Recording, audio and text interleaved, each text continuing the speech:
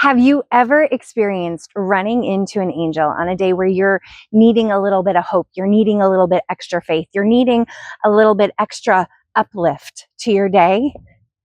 Well, yesterday my mom came home from the grocery store and she told me a story of how she ran into an angel at Publix. It turns out it's a woman from church who greets her and my dad when they go to church on Saturdays.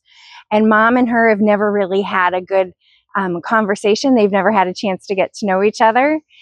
And yesterday in the bakery section, this woman sat there and ministered to my mom's heart in such a beautiful, beautiful way. Yesterday was my dad's 75th birthday, and my mom was there picking up my dad's birthday cake. And for those of you who are new here, my dad is cognitively declining, and he's in the middle to advanced stages. And sometimes I say he's middle, and sometimes I say he's advanced. And really, it depends on the day.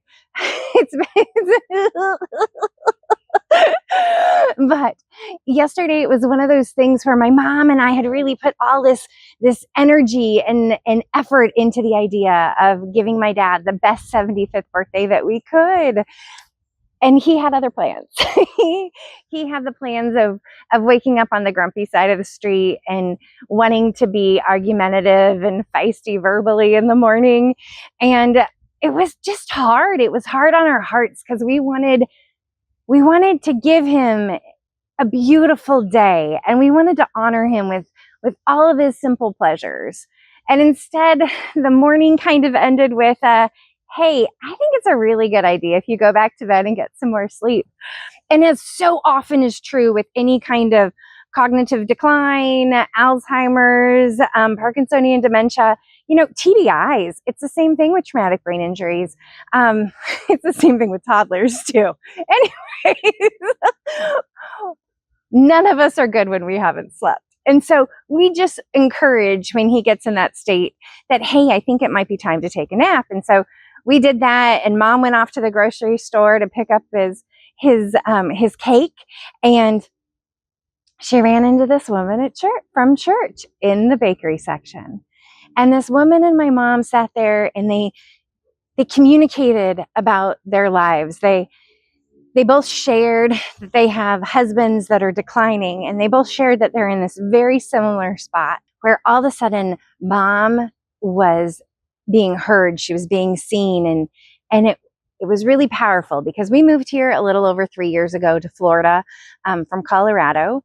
And with that, mom left her friends of like 36 years. and I mean, we all did.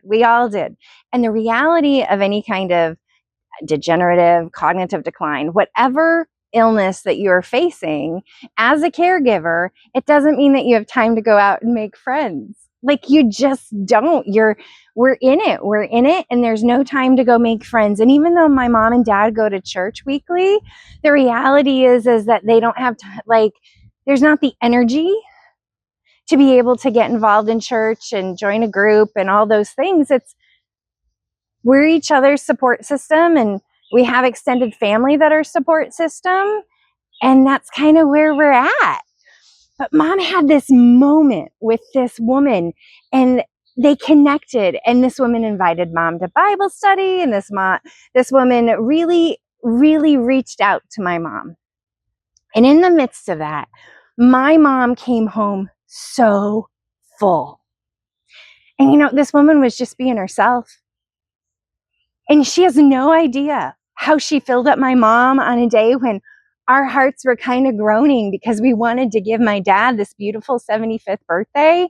And he was kind of just fighting us about it. And my mom was just in this sad spot, and she came home and she was so happy. So my question to you is, have you had that experience where you meet that angel that comes into your day and brightens your whole world? And brings that hope, that light, that joy?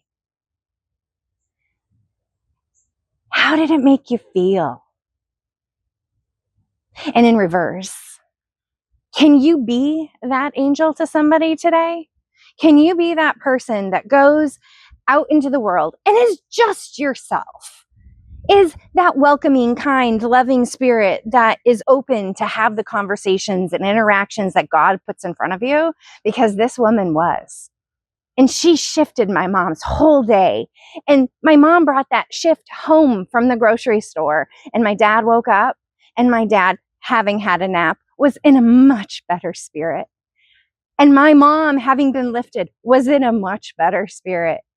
And it was amazing to watch the day unfold, because somehow we got to having a good 75th birthday.